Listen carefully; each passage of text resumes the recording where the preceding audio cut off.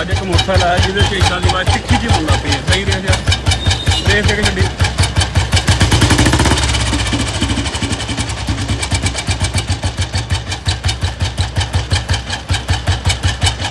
ਇਹਦੇ ਕਈ ਨੂੰ ਖੋਲ ਲਿਆ ਵਾ ਤੇ ਇਹਦੀ ਪੰਪ ਦੀ ਜਿਹੜੀ ਸ਼ਾਫਟ ਹੁੰਦੀ ਆ ਧਿਆਨ ਨਾਲ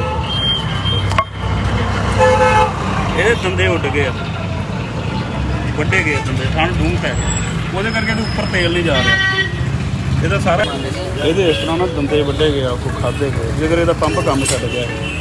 ਆ ਸ਼ਾਫਟ ਅੰਦਰਲੀ ਵੱਢੀ ਗਈ, ਹੁਣ ਸ਼ਾਫਟ ਅਸੀਂ ਪਾਉਣ ਲੱਗੇ ਹਾਂ ਜਿਹਦੇ ਨਾਲ ਪੰਪ ਨੇ ਕੰਮ ਸਹੀ ਕਰਨਾ, ਦੀਆਂ ਆਵਾਜ਼ਾਂ ਸੈੱਟ ਹੋ ਜਾਂਦੀਆਂ। ਇੰਸਟਾਲ ਕਰ ਚੁੱਕੇ, ਟਾਈਮਿੰਗ ਉਹਦੇ 'ਚ ਪਾ ਦਿੱਤੀ ਆ ਤੇ ਬਾਕੀ ਹੁਣ ਟਾਈਮਿੰਗ ਫਿੱਟ ਕਰਕੇ ਅਪਡੇਟ ਦੇ ਦਿੰਦੇ ਤੁਹਾਨੂੰ।